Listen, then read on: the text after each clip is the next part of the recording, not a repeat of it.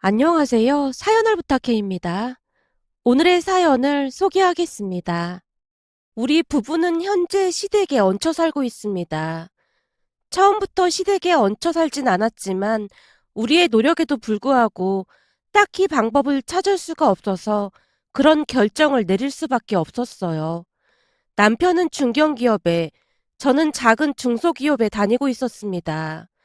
월급이 많은 편은 아니었지만 나름 맞벌이로 열심히 저축하며 살고 있었어요. 그러던 중 우리 회사에 위기가 찾아오면서 본의 아니게 회사를 나와야만 했습니다. 그때의 허탈감이란 말로 설명이 안 될 정도였답니다. 대학을 졸업하고 들어간 첫 직장으로 정말 열심히 일을 했다고 자부하며 살았거든요. 그런데 권고사직을 당할 줄 누가 알았겠습니까? 거기다 설상가상으로 집주인이 들어와서 살겠다며 전세 만기일에 방을 빼달라는 말을 하는 게 아니겠어요? 아마도 그동안 집값뿐만 아니라 전세 가격이 워낙 많이 올랐다 보니 그러지 않았을까 추측해 볼 뿐입니다. 결국 우리는 시간이 날 때마다 전셋집을 알아보러 다니느라 정신이 없을 정도였는데요. 아무리 따지고 또 따져봐도 가지고 있던 돈이 턱없이 부족한 상황이었어요. 둘이서 아끼고 아껴서 1년에 2천만 원 정도를 모았는데 전세 가격은 그거의 몇 배가 오르니 도저히 전세 시세를 맞출 수가 없었어요. 대출을 받자니 이자가 너무 아까워서 망설여졌고요. 그렇게 우리는 시부모님께 찾아가서 부탁을 드렸습니다. 저희가 전세 만기가 돼서 진짜 열심히 알아봤는데 전세 가격이 너무 많이 올라서 어떻게 해야 할지 모르겠어요. 그렇긴 하지. 요즘 전세 가격이 엄청 많이 올랐다고 하긴 하더구나. 그럼 대출이라도 받던지 해야 하지 않을까? 저기 전세 대출 이자도 만만치 않아서 그것도 부담돼서요. 제가 권고사직까지 당해서 아무래도 감당이 안 될 것 같아요. 그렇구나. 그럼 우리가 조금이라도 빌려줄 테니까 니들이 무이자로 갚던지. 어머님, 그래서 우리가 곰곰이 생각을 좀 해봤거든요. 제가 잠시 숨을 고른 뒤 힘겹게 입을 뗐어요. 그래서 말인데, 저희 당분간만 여기 들어와서 살면 안 될까요? 뭐? 니들이 여기 들어와서 살겠다고? 안 돼. 절대 안 돼. 이 집에 우리만 있는 것도 아니고, 할머니도 계신데, 말이 되는 소리를 해. 예상했던 대로 시어머님이 펄쩍펄쩍 뛰면서 반대를 하고 있었어요. 그 모든 것을 이미 예상했던지라 제가 침착한 목소리로 다시 설득에 들어갔습니다. 어머님, 이 집이 작은 집도 아니고 어차피 방도 남잖아요. 우리 그냥 여기 들어와서 살게요. 평생 살겠다는 게 아니라 제가 직장 구하고 전세자금 좀 모으면 그때는 바로 나갈게요. 안 된다니까. 내가 이 나이에 며느리 눈치 보고 살게 생겼니? 그러니까 두 번 다시 말도 꺼내지 마라. 시어머님이 더욱 격하게 팔까지 내저으며 소리쳤습니다. 그때부터 시어머님과 저의 눈치 싸움이 시작되었는데요. 만약 여기서 물러난다면 그 다음은 벼랑 끝이라는 생각밖에 안 들었기에 제가 잘 돌아가지도 않는 머리를 잽싸게 굴리다가는 할머님을 바라봤어요. 그리고는 할머님 팔에 엉겨붙어서는 졸라댔습니다. 할머니, 저 여기서 살게 해주세요. 저희가 진짜 잘할게요. 아니, 얘가 나한테 왜 이래? 네가 잘 모르나 본데 나한테는 발언권이 없어. 그니까 애미랑 합의를 보던지 해. 할머니, 제가 여기서 살게 되면 일 끝나고 와서 맨날 고스톱 같이 쳐드릴게요. 뭐? 고스톱? 그게 진짜야? 그럼요. 제가 이래봬도 왕년에 고스톱 좀 친다는 소리 많이 들었거든요. 제 말에 할머님이 옅은 미소를 짓고 계셨어요. 그 모습을 보며 쐐기를 박듯 회심의 한 방을 날렸습니다. 이 고스톱이 둘이 칠 때랑 셋이 칠 때랑 이 맛이 또 다른 거거든요. 그렇긴 하지. 맞고보다 여럿이 치는 게 훨씬 재미가 있긴 하지. 그죠? 그니까 여기 들어와서 살게 해주세요. 저희가 들어오면 가전제품도 다 새 걸로 바꿀 수 있고 좋잖아요. 그렇긴 하네. 애미야, 그냥 들어와서 살라고 하면 안 되겠니? 그래도 둘째 손주 며느리가 까칠하거나 그렇진 않잖니. 제게 포섭된 할머님이 시어머님을 설득하기 시작했는데요. 시어머님이 단호한 목소리로 대답했어요. 어머님, 며느리랑 살면 불편하기밖에 더 하겠어요? 그냥 우리끼리 살아요. 난 너랑 같이 살면서 별로 불편하지도 않았는데 넌 불편했나 보구나. 고수톱의 힘이 대단하긴 했던 모양으로 할머님은 이미 제 편이 확실해 보였습니다. 할머님의 물음에 시어머님이 당황한 표정이었거든요. 어머님, 무슨 그런 말씀을 하세요. 어머님도 아시다시피 제가 첫째 때문에 워낙 시달리다 보니 학을 떼서 그렇죠.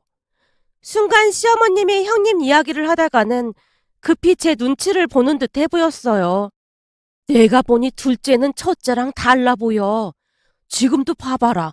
고스톱을 아주 잘 친다고 하잖니. 그것만 봐도 성격이 예민하고 잘 삐치는 성격은 아니야. 어머님, 아무리 그래도 고스톱 잘 친다고 그런 평가를 하는 건 좀 아닌 것 같은데요. 내가 무릇 고스톱만 가지고 그러는 건 아니지. 지금도 봐봐라. 애미가 딱 잘라서 거절하는데도 그냥 들이밀고 있잖니.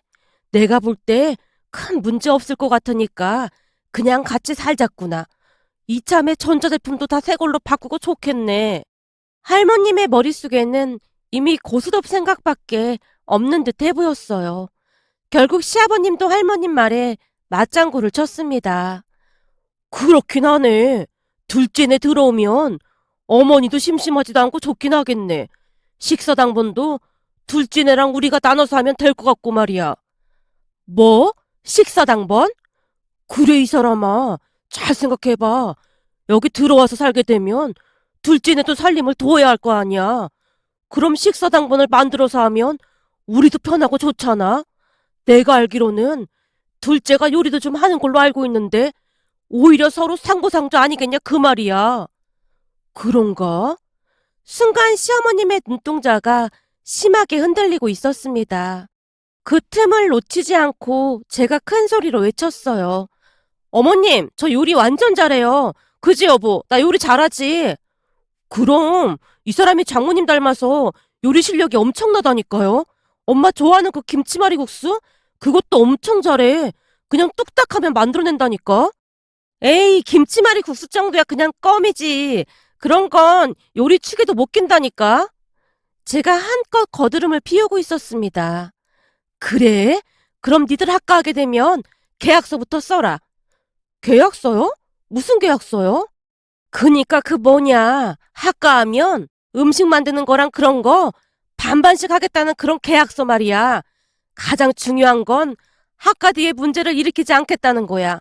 그니까 혹시라도 집안에 하목을 깨거나 하면 니들 바로 퇴출이다 그 말이야. 그래도 괜찮겠니? 시어머님이 열심히 설명을 하고 있었는데요. 할머니께서 단호한 어조로 말씀하셨어요. 거기다 고스톱도 꼭 써넣어. 나중에 딴 말 못하게. 당연하죠. 저도 콜입니다. 제가 여유만만한 목소리로 대답을 했습니다. 그 뒤에 우리는 계약서를 쓰고 시댁으로 들어갔습니다. 우리가 이사를 간다고 했을 때 형님이 마치 미친 사람이라도 본 듯 외치기도 했어요. 동서, 진짜 제정신이 아니구나. 요즘 세상에 누가 시부모님을 모시고 살아. 형님, 말을 정정하셔야 할 것 같은데요. 지금 상황에서는 모시고 사는 게 아니라 우리가 얹혀 사는 거라서요. 아무리 그래도 그렇지. 할머님까지 계신데 계약서까지 쓰면서 거길 왜 들어간다는 거야? 이사는 가야 하는데 돈이 없어서 어쩔 수가 없어요. 거기다 저 권고사직까지 당해서 지금 더 힘들어졌거든요. 근데 할머님이랑 시부모님 좋은 분들이라 괜찮을 거예요. 동서 원래 시댁 사람들은 상종을 하는 게 아니야. 나중에 땅을 치고 후회하지 말고 그냥 월세로 들어가던지 해. 월세 낸 게 너무 아깝잖아요. 우리는 진짜 괜찮아요. 서방님이야 괜찮겠지. 동서는 이제 완전 큰일 난 거야. 형님이 저를 가엾다는 듯이 바라보고 있었습니다. 하지만 우리에게는 선택의 여지가 없었기에 얼마 뒤 시댁으로 들어갔습니다. 시댁에서의 생활이 편했다고 하면 거짓말이겠지만 그래도 크게 힘들거나 할 건 없었어요. 시부모님과 우리 부부가 식사 당번을 정해서 음식을 만드는 건 신의 한 수였다고 할 정도로 효율적이었는데요. 시어머님도 많이 만족스러워하는 듯해 보였거든요. 또한 우리가 들어간 뒤로 시댁에서는 더 이상 TV 소리가 들리지 않게 되었어요. 거실 바닥에 담요를 깔고는 온 가족이 모여 앉아서 고스톱을 쳤거든요. 처음에는 고스톱을 잘 못 친다고 하던 시어머님마저도 나중에는 타짜 마냥 패를 돌리기도 했습니다. 자, 밑장 빼기 하다 걸리면 어떻게 되는지 알죠? 당연하지. 만약 그딴 짓 했다가는 손모가지를 그냥 확. 할머니께서 시아버님을 노려보고 계셨는데요. 왜 저를 보세요? 그때 걸린 뒤로 다시는 안 그런다니까요. 아범, 한번 해본 사람이 재범률이 높기 마련인 게야. 그 오명을 씻으려면 한 1년은 더 지나야 하니까 정직하게 하자고. 알겠다니까요.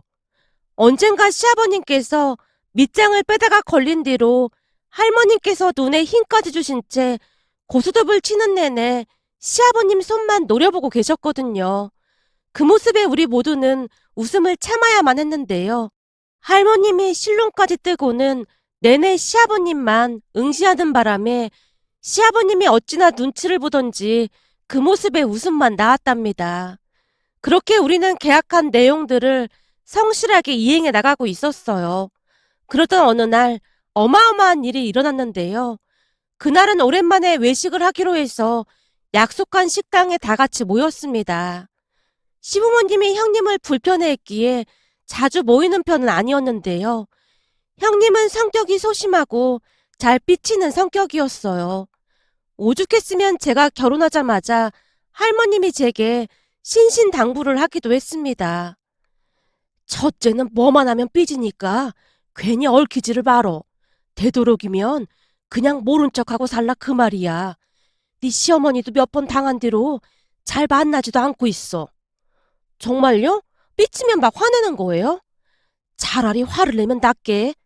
가만히 있다가 집에 가서는 울고불고 난리도 아니야. 그냥 집안을 들었다 놨다 한다니까. 그 정도예요?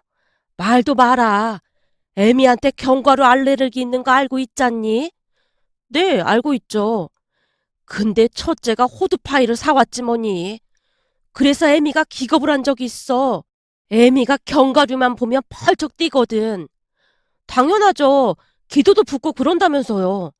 암튼 그 호두파이를 보고 애미도 모르게 펄쩍 뛴 적이 있었는데 그랬다고 애미한테 사과하라고 하고 난리도 아니었다. 그럼 형님은 어머님 견과류 알레르기 있었던 거 모르고 있었던 거예요? 모르긴 왜 몰라. 알고 있었지. 근데도 호두파이를 사왔다고요? 말도 봐라. 말하는 게 어찌나 기가 막히던지. 땅콩만 알레르기가 있는 줄 알았다잖니.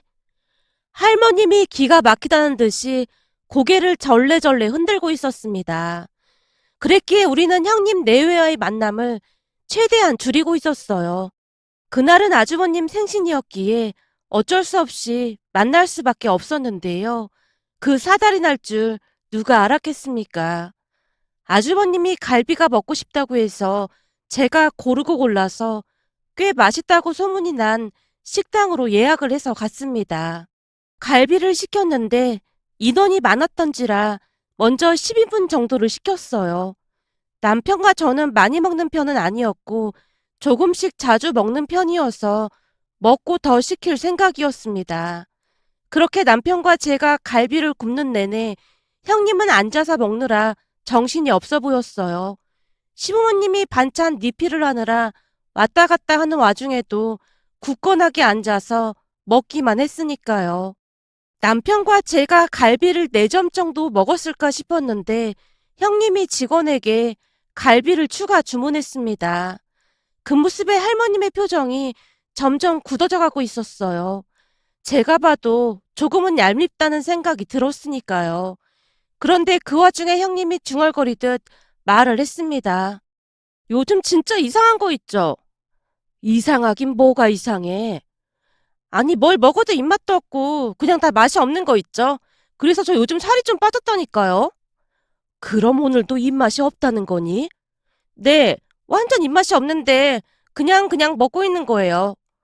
형님의 말에 할머님이 눈을 동그랗게 뜬 채 기가 막히다는 듯이 썩소를 짓고 계셨어요. 그리고는 할머님도 모르는 사이 말이 새어나오고야 말았습니다. 이야, 입맛이 없는데 혼자 6인분 정도를 다 드셨네. 입맛이 제대로 돌아왔으면 오늘 이 식당 갈비가 남아나질 않았겠구나. 제가 무슨 6인분을 다 먹었다고 그러세요? 아니야, 네가 혼자 다 먹었어. 우린 거의 구경만 했고 말이야. 놀리지 마세요. 저 아무래도 무슨 병에 걸린 것 같단 말이에요. 병은 뭔 놈의 병이야. 내가 딱 보니 걸신병에 걸렸구만. 각설이가 왔다가 울고 가게 생겼구만. 병 같은 소리 하고 앉았네. 할머님의 말과 표정에 저도 모르게 순식간에 웃음이 터져나오고 말았습니다. 정말이지 그 상황에서는 웃음을 참을 수가 없었어요. 저뿐만 아니라 가족들 대부분이 입을 가린 채 웃음을 참고 있었거든요. 그런데 형님이 갑자기 젓가락을 탁 하고 내려놓더니만 말했어요. 안 먹으면 될 거 아니에요. 저는 이만 가보겠습니다. 예, 할머니가 농담한 거야. 그냥 앉아서 얼른 먹어라. 걸신병에 걸렸다는데 목구멍으로 갈비가 넘어가겠어요? 저는 이만 가볼게요. 잔뜩 화가 난 채 형님이 밖으로 뛰쳐나갔고 아주버님이 그 뒤를 따라 나갔습니다. 그 모습에 제가 안절부절 못하고 있었고요. 어떡해요. 제가 제일 큰 소리로 웃었는데 나중에 뭐라고 하는 거 아닌지 모르겠어요. 어머님, 제 성격 뻔히 알면서 왜 그러셨어요? 왜 그러긴 왜 그래? 말하는 게 아주 꼴보기 싫어서 그렇지. 내내 처먹기만 하고 뭐가 어쩌고 어째? 입맛이 없어? 아주 웃기는 짬뽕이라니까. 됐고, 쟤들 갔으니까 우리는 본격적으로 한우 먹자. 어찌나 처먹어대던지 손을 댈 수도 없더라니까. 라며 할머님이 한우를 시켜서 다 같이 맛있게 먹었습니다. 그렇게 한 이틀 정도가 지난 어느 날 형님에게 전화가 걸려왔어요. 동서, 나한테 할 말 없어? 네? 할 말이요? 무슨 할 말이요? 그날 보니까 동서가 제일 큰 소리로 웃고 있더라. 동서 무슨 소시오패스 그런 거야? 그 상황에서 어떻게 웃을 수가 있어? 내가 난처할 거란 생각은 안 해봤어? 아, 죄송해요, 형님. 근데 할머님 말투 때문에 웃음이 터져나온 거지. 진짜 별 뜻은 없었어요.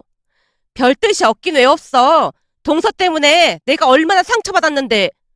죄송해요. 사과드릴게요. 제가 형님한테 사과를 하고 있었는데요. 형님이 기가 막힌 소리를 하기 시작했습니다. 이게 지금 그냥 사과해서 될 일이야?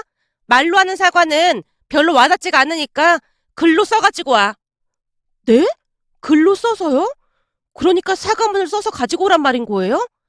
아니지. 사과문이 아니고 반성문 그런 개념인 거지. 네? 반성문이요? 형님, 죄송한데 그건 좀 아닌 것 같은데. 아니긴 뭐가 아니야. 동서 내 말 잘 들어. 시댁에 들어갈 때 계약서에 그렇게 썼잖아. 가족 간의 화목을 깨뜨리면 다시 나가는 걸로. 만약 이번 일로 내가 난리쳐서 집안 시끌시끌해지면 동서한테 좋을 거 하나도 없을 텐데. 그래도 괜찮겠어? 그날 난 할머님보다 동서 때문에 더 상처받았거든. 형님이 말도 안 되는 소리까지 하면서 저를 압박하고 있었습니다.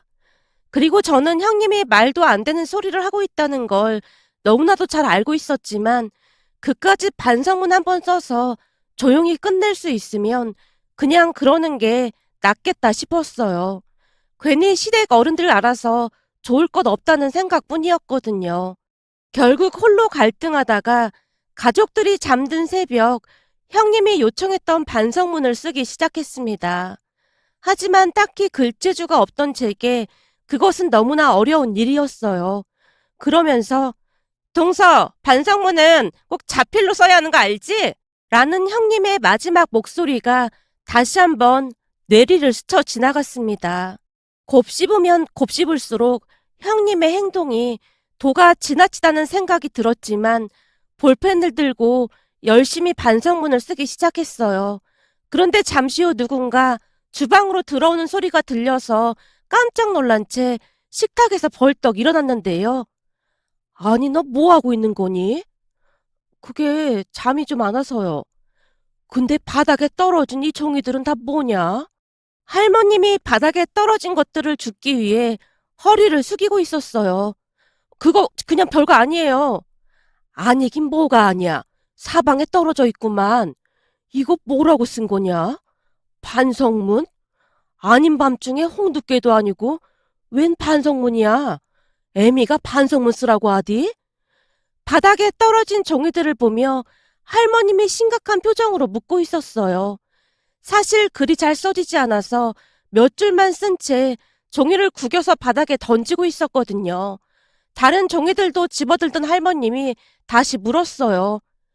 너 대체 이게 뭐냐? 웃어서 죽을 죄를 지었다니. 웃었는데 왜 죽을 죄를 지어? 가만히 있어 보자. 이건 또 뭐라고 써 있는 거야? 그 순간 제가 왜 웃었는지 제 주둥아리를 꿰매고 싶습니다. 무슨 반성문에 주둥아리를 꿰맨다고 쓰고 있어. 뭔진 모르겠지만 너 이렇게 썼다가는 진짜 주둥아리 꿰매야 할 수도 있어. 그렇게 이상해요? 이상한 정도가 아니지. 반성문을 이렇게 쓰는 사람이 어딨어. 이건 또 뭐라고 쓴 거냐? 백골이 진토되어? 이건 또 뭔 말이야? 모르겠어요. 형님이 반성문을 써서 보내라고 하는데 뭘 잘못했는지도 모르겠고. 뭐? 첫째가? 할머님이 놀란 채 제게 대묻고 있었는데요. 그 순간 어떤 대답을 해야 할지 당혹스럽기만 했습니다. 그러니까 네 말은 첫째가 반성문을 써오라 했다 그 말인 거니? 거짓말할 생각하지 말고 사실대로 말해봐. 할머님의 재촉에 결국 실토를 하고 말았습니다. 정신이 나가도 보통 나간 게 아니구나. 이리 줘봐라. 반성문은 네가 아니라 내가 써야겠네. 네? 할머님이 왜 반성문을 써요? 가장 잘못한 건 나잖니. 근데 괜히 너한테 트집을 잡고 있는 거고 말이야. 그 말과 함께 할머님이 반성문을 쓰기 시작했습니다. 제가 몇 번이나 말렸지만 들은 척도 하지 않았어요. 그렇게 다음날 반성문 사건이 다 알려지게 되었고 시부모님조차 기가 막히다는 표정으로 제게 물었어요. 첫째가 반성문을 쓰라고 한 게 사실이야? 그런 일이 있었으면 우리한테 말을 해야지. 그걸 또 쓰고 있을 건 뭐야? 괜히 집안 분란일을 클까봐 조용히 끝내려고 했어요. 참 살다 살다 별 꼬라지를 다 보겠네. 그래서 할머니랑 같이 반성문을 썼어? 시어머님이 기가 막히다는 듯이 혀를 차고 있었습니다. 결국 그 주 주말에 시부모님이 형님 부부를 집으로 불렀어요. 그리고는 형님을 나무랐는데요. 형님이 막무가내로 저를 지목한 채 불쾌감을 감추지 못하고 있었어요. 집안이 발칵 뒤집어졌기에 제가 선체로 몇 번이나 사과를 했지만 진심이 묻어나지 않는다는 말만을 할 뿐이었습니다. 그 순간 할머님이 형님에게 조용히 말했어요. 내가 며칠 동안 곰곰이 생각해보니 이 모든 사달은 내가 일으킨 게 맞는 것 같아서 진심을 담아 그 반성문을 내가 작성해봤다. 네? 할머니께서요? 그래, 심한 말을 한 건 나니까 내가 수습을 해야 할 거 아니겠니?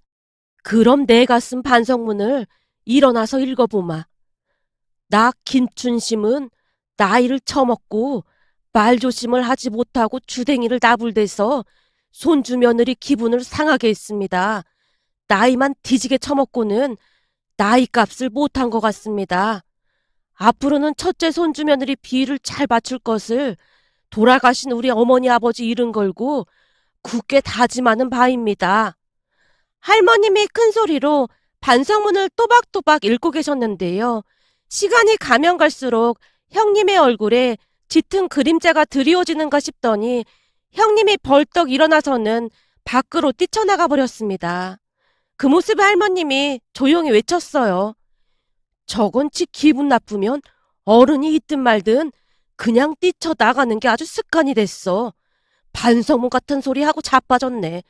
좋은 게 좋은 거라고 좋게 봐주려고 했더니 아주 못해 처먹었어. 앞으로 저 화상 내 눈에 안 띄게 해라. 할머님이 반성문을 두 손으로 구기더니 휙 던져버리며 시어머니께 단단히 일렀습니다. 그 뒤 형님은 시댁에 발걸음도 하지 못하고 있답니다. 내년쯤 시댁 가족들과 스위스 여행을 다녀올 생각인데요. 할머님이 형님 부부랑은 절대 가지 않겠다고 으름장까지 놓고 계신답니다. 사실 우리 부부는 시댁으로 들어간 걸 신의 한 수라고 말하곤 하는데요. 비록 작은 회사긴 하지만 저도 다시 취직을 하기도 했고 시댁에 생활비를 드리고 있지만 그래도 우리에게는 정말 좋은 조건이 아닐 수 없었거든요. 특히나 여행을 가거나 하면 시부모님이 우리를 데리고 같이 가주셔서 얼마나 감사한지 모르겠습니다. 어느 날은 형님이 제게 연락을 해왔는데요. 동서, 이번에 또 제주도 간 거야? 거기 풀빌라 펜션 완전 좋더라. 네, 제가 고르고 고른 건데 엄청 좋았어요. 내년에는 다 같이 스위스로 여행 가기로 했어요. 뭐? 스위스? 설마 알프스 있는 그 스위스 말하는 거야? 네, 할머님이 스위스 꼭 가보고 싶다고 해서 내년에 다 같이 다녀오기로 했어요. 그럼 경비랑은 어떻게 하는데?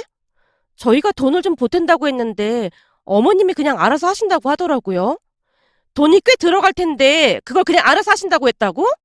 네, 할머님이 여행할 때 쓰라고 미리 주신 돈도 있고 해서 충분하다고 하시면서 가서 밥이나 몇 번 사라고 하시더라고요. 형님, 우리 학가하길 완전 잘한 것 같아요. 저녁마다 고스톱도 치는데 그것도 엄청 재밌어요. 저도 모르게 신나서 떠들어대고 있었는데요. 심통이 잔뜩 났던 모양인지 형님이 전화를 끊어버렸습니다. 그렇게 며칠 뒤 형님과 아주버님이 시댁에 찾아오기도 했지만 괜히 꼬투리 잡아서 피곤하게 하지 말고 그냥들 가봐. 우리 지금 고스톱 쳐야 해서 바빠. 라며 할머님이 문도 열어주지 않았어요. 남편이 아주버님에게 은근슬쩍 물어봤더니 형님이 후회를 하고 있다고 하더라고요. 하지만 그 후회를 하고 있다는 부분이 금전적인 부분이라는 말에 조금은 씁쓸하기도 했답니다. 평소 시댁 가족들과 조금만 마음을 나눴다면 얼마나 좋았을까 하는 생각을 해봅니다. 오늘의 사연은 여기까지였습니다. 즐겁게 보셨다면 구독, 좋아요 부탁드립니다. 고맙습니다.